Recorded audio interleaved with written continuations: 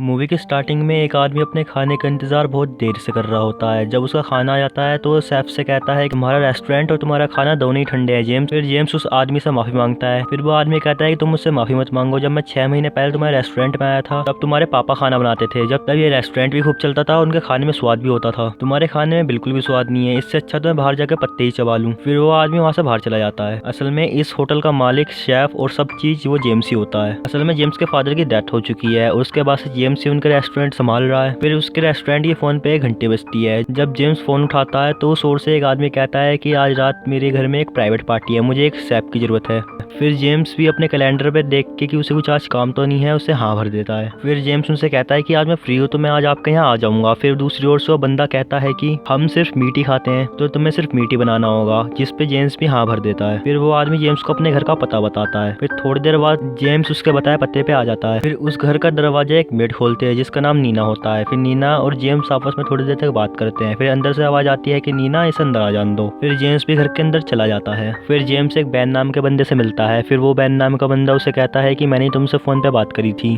फिर वो बैन नाम का बंदा जेम्स को बताता है कि तुम अब भी घर वापस जा सकते हो, क्योंकि अगर तुम एक बार रसोई में घुस गए तो तुम्हें पूरी रात उस रसोई में काम करना पड़ेगा। जिसे सुनने के बाद जेम्स भी कह देता है कि हाँ मैं यहाँ पे काम करने ही आया हूँ तो मुझे काम करने में कोई दिक्कत नहीं है। फिर वहीं पे बैन की वाइफ आ जाती है जिसका नाम एंडी रहता है। फिर ये सब लोग रसोई की ओर जाने लग जाते हैं। फिर बैन जेम्स से पूछता है कि क्या तुम मीट खाते हो, तो उसमें जेम्स भी हाँ भर देता है कि हाँ मैं मीट खाता हूँ। फिर बैन उसे बताता है कि आज मेरे कुछ खास दोस्त आएंगे यहाँ पे और उन्हें सिर्फ और सिर्फ मीट ही पसंद है। और जब जेम्स किचन को देखता है तो वो किचन को देखते ही रह जाता है, क्योंकि वो किचन उसकी उम्मीद से काफी ज्यादा बड़ा था और उसने आज तक कभी इतने बड़े किचन में कभी काम भी नहीं करा। फिर बैन उसे बताता है कि उसे कौन से जानवर का मीट बनाना है। जब वो उसके ऊपर से पर्दा हटाता है तो जेम्स देख के हैरान हो जाता है, क्योंकि वहाँ पे कोई जानवर नहीं बल्कि एक इंसान की लाश रखी होती है, जिसे देख के जेम्स बहुत ज्यादा डर जाता है। फिर उसे बैन समझाता है कि ये पहले ही मर चुका है, लेकिन फिर जेम्स काम करने को मना कर देता है। फिर बैन उसे काफी बनाता है, उसे पैसों का भी लालच देता है। फिर बैन जेम्स से कहता है कि तुम्हारा रेस्टोरेंट तो वैसे ही घाटे में चल रहा है, अगर तुमने यहाँ पे काम करा तो मैं तुम्हें बहुत ज़्यादा पैसे दूंगा जिससे तुम अपने रेस्टोरेंट को सुधार सकते हो।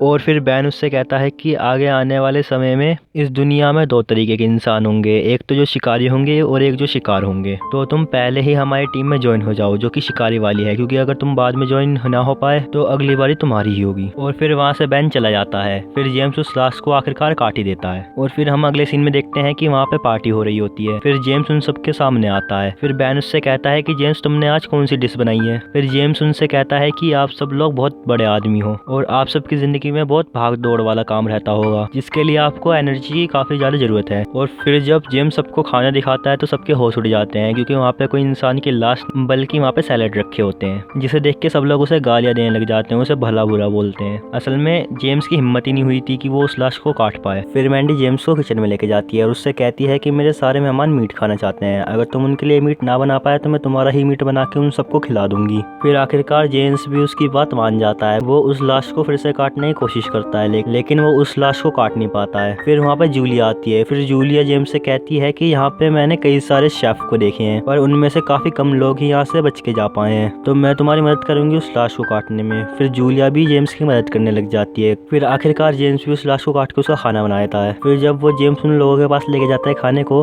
फिर सब लोग उस खाने को देख कर बहुत खुश होते हैं। फिर वो सब लोग बैन से पूछते हैं कि तुम लाश का इंतजाम कैसे करते हो। फिर बैन उन्हें बताता है कि मैं सिर्फ जवान लोगों का शिकार करता हूँ और वो भी जब वो इकले हों। जेम्स भी उनकी ये सारी बातें सुन रहा होता है। फिर बैन जेम्स से कहता है कि तुम भी इस लाश का टुकड़ा खाओ। फिर ना चाहते हुए भी जेम्स को वो लाश खानी पड़ती है। फिर बैन कहता है कि अगली बार मैं एक बेबी को लाऊंगा, उसका मीट खाएंगे हम सब लोग। ये सुनने के बाद जेम्स को बहुत ज्यादा गुस्सा आता है। वो थोड़ी सी देर में उन सबको मार देता है। फिर वो जूलिया को लेके घर के पीछे वाली रास्ते से जाता है, क्योंकि एंट्रेंस पे तो पहले से ही बैन होगा ही होगा। फिर अचानक से उनके सामने बैन आ जाता है। फिर बैन जेम्स से कहता है कि तुम यहाँ से कहीं नहीं भाग सकते। फिर वो वहाँ की लाइट ऑन कर देता है। फिर जेम्स देखता है कि वहाँ पे पहले से ही काफी सारे लोग होते जिन्हें आगे जाके फ्यूचर में बैन खाने वाला था। फिर जूलिया को मैंडी पीछे से पकड़ लेती है और बैन जेम्स को बताता है कि आगे आने वाले समय में जानवर बिल्कुल ही खत्म हो जाएंगे और सिर्फ हम जैसे मांसाहारी लोग बचेंगे जो लोगों का शिकार करके उन्हें खाएंगे। वो जेम्स को वापस चलने का ऑफर देता है, लेकिन जेम्स उसकी बात नहीं मानता। फिर उन दोनों में भी लड़ाई हो जाती है। जेम्स बैन को मार देता है। फिर मैंडी जेम्स को आवाज मारती है और उसके सामने ही उस जूलिया को मार देती है। है। ये देख के जेम्स काफी ज्यादा गुस्सा आ जाता है, फिर वो मैंडी के पीछे भगता है। फिर हमें अगले सीन में दिखाते हैं कि जो मूवी के स्टार्टिंग में जो शख्स आया था वो ही जेम्स के रेस्टोरेंट में बैठा हुआ होता है और उसके सामने एक डिश होती है जो कि शायद मीट की बनी होती है। उसे खाने के बाद वो आदमी काफी ज्यादा खुश होता है। वो जेम्स से पूछता है कि तुम इतना अच्छा खाना बनाना कहाँ से सीखा है, पर जेम्स उसे कुछ नहीं बताता। फिर हम सबको पता लगता है कि जेम्स भी उन शिकारियों में से एक बन जाता है। और यार सब्सक्राइब कर लो यार,